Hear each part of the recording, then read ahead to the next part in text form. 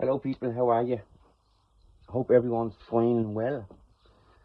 Um, just to get onto a story, I've wanted to get onto, stories about my background, my growing up, about my mum and my brothers and stuff like that. But every time I decide to, something comes up, something comes up that I feel that I have to talk about it. And what I want to talk about now today is yesterday in Croke Park, apparently. Um, the government had rented out Croke Park to Muslims, 700 Muslims, to do their thing. Now, their thing yesterday is the Fet the Laid. I'm going to explain to you what the Fet the Laid is, first of all, yeah? And then we'll talk about what happened and why the Irish are not happy with it and why I'm not happy with the government, letting this happen. I'll explain that to you now. So the Fet al-Eid, there's two Fets of Eid in the Muslim religion every year. This is the second one. This weekend. It's the second one. The first one is at the end of Ramadan. Now I'm a learned person in this subject. That's why I feel I can talk to you about it, because my wife was Muslim. Excuse me. My wife was Muslim. And her family, they're all practicing Muslims, our sisters. So I know a bit about it, yeah. So the first Fet al-Eid is after Ramadan. Now Ramadan is a month, 30 days or something like that, yeah, a month of, it's like what us Catholics will do we fast, and when you fast, it's to clean your body, and it's to tell God, to show God you're making a sacrifice for him, just to show your love. And Ramadan is the same. Ramadan is you don't eat when it's daytime, when it's sunlight. You only eat when it's dark for a month. And that's just to show God the sacrifice and to show the love that you have for him. Now, I didn't say to show their God. I said to show God. Because there is only one God, in my eyes, yeah? There is only one God, but this God has so many different names. You understand? The Muslims will call him Allah. The Hindus will call it Buddha. Catholics will call it God. The Hardys, they call it Krishna. But it's all the same person. It's the same person, yeah? There's only one God. There's not different gods. There's only one God. And people have different beliefs in this God, in God. So, yeah, around the first Ramadan is a month, of, let me just change my hand, is a month of eating when it's dark. And when it's sunlight, when it's daytime, if you like, you don't drink water or they don't eat. It's just a sacrifice, and that cleanses them as well. It cleans the body out for a month, like we do, as I said, when we fast. Now, this Eid, this weekend, is a different Eid. It's Eid is the Fête de Mouton. And the Fête de Mouton is the sheep festival, if you like, because years and years and years and years and years ago, when God talked to Abraham, and he says, this is the Muslim religion, he says to Abraham, I need you to show me the love that you have for me. I'm going to ask you to do something, and if you do it, then I know you're obeying me, and you love me, and you believe in me. And what God asked him was, Abraham, was for his son, his first son, that he burns him alive. And that's a hard thing to ask any man to do, any parent to do. But with the beliefs of Abraham, he trusted God, and he went to burn his son.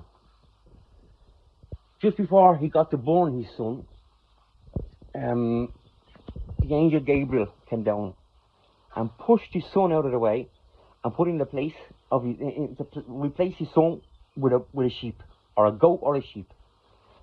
And that's because he didn't have to burn him. He was going to burn him, and that showed his love, and how serious he was, how respectful he was with his God. Do you understand?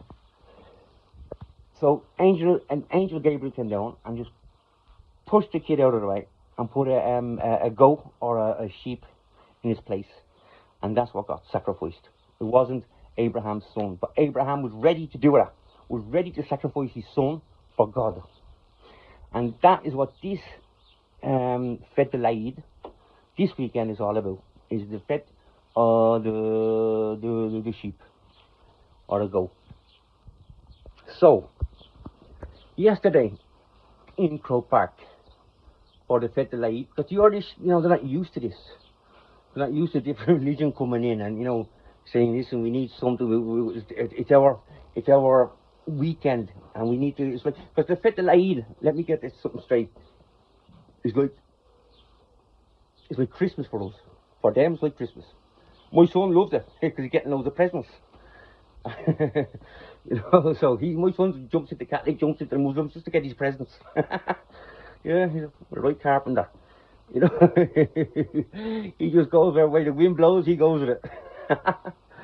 But that's what it's like. It's it's like Christmas. It's like our Christmas to them is this festival this weekend.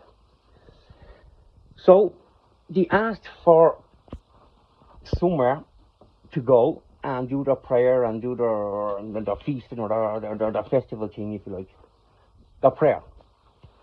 Why the Irish government, get them Croke Park, I do not understand. That is just provoking us. That is just like sticking a knife in our backs. Because Croke Park is sacred to us, yeah? 1920, when there was a lot of, in Ireland, there was lots of different Bloody Sundays, yeah?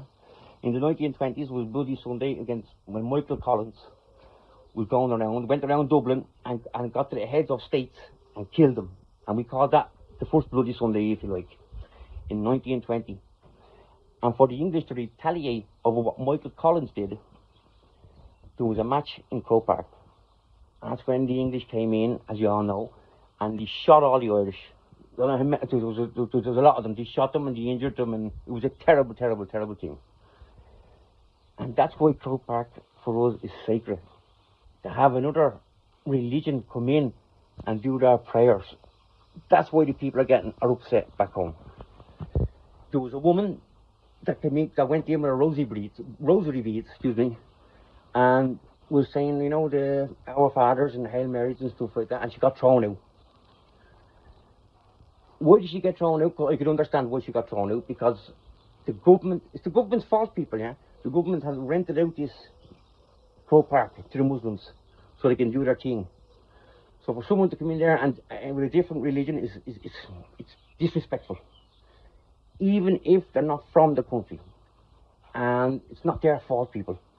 It's the government's fault for letting them do it in Croke Park. You understand?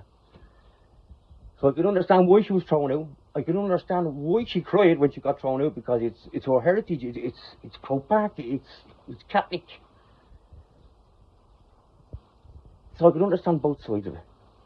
For me, the fault is the government. They shouldn't have given them Croke Park to do their thing. They should have given them somewhere else to do their thing. They didn't have to do it in a big stage. They could, over here, yeah, the Fête de l'Aïd, every household, Muslims household, they do it in the houses. They don't go off and do it outside and, bothering people. No, they do it in the houses. And they could have done that back home in Ireland. But for some stupid reason, the government let them have Croke Park. So, you can't blame it on the Muslims for her getting thrown out, this girl getting thrown out. Blame it on a government, because that shouldn't have happened. It shouldn't have went down in Croke Park, yeah? And so I can understand that. I can understand why she was crying, her upset.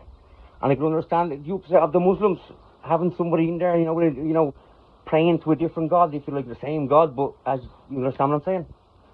So yeah, yesterday it was dramatic. It was terrible that, I think it's terrible that what happened was that she got thrown out of Croke Park for, praying with the rosary beads. But it's the government's fault.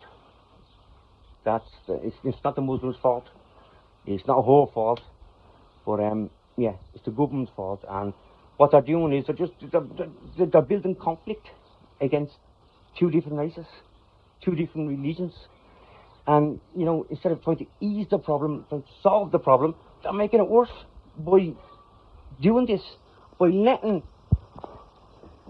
to say their prayers on Catholic grounds, on sacred grounds for us. It's just causing more tension, more, more anger in the country. And that's not what we want. We want it to settle down. We need it to settle down. It's going. I don't know where it's going. It's going, like I said on my last video, it's come to boiling point. And now it's gone over boiling point. And I just fear for what's in the future. Something is going to have to get really bad to get better. And how bad it is going to get, I'm afraid to even think about it. So there you go, people. I just wanted to explain the Fete, the Eid, the Muslim Fete, the Muslim festival, if you like. Explain to you why the Muslims do this and why they went to Croke Park, because you're allowed to. You rented it and you're allowed to do so.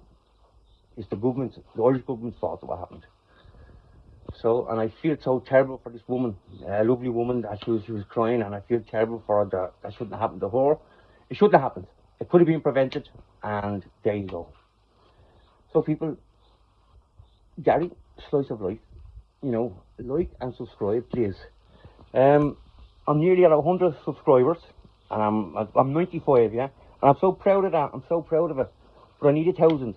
So, let your people know, let your friends know, and if I can get 1,000 subscribers, I will use my YouTube channel will be 24/7. I'll put good content on it, good stories, and I'll do my homework, I'll do my journalism, if you like, put my journalism hat on.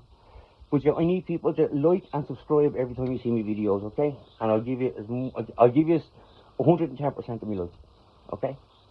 Take care. Daddy's Slice of Life. Like and subscribe. Love ya.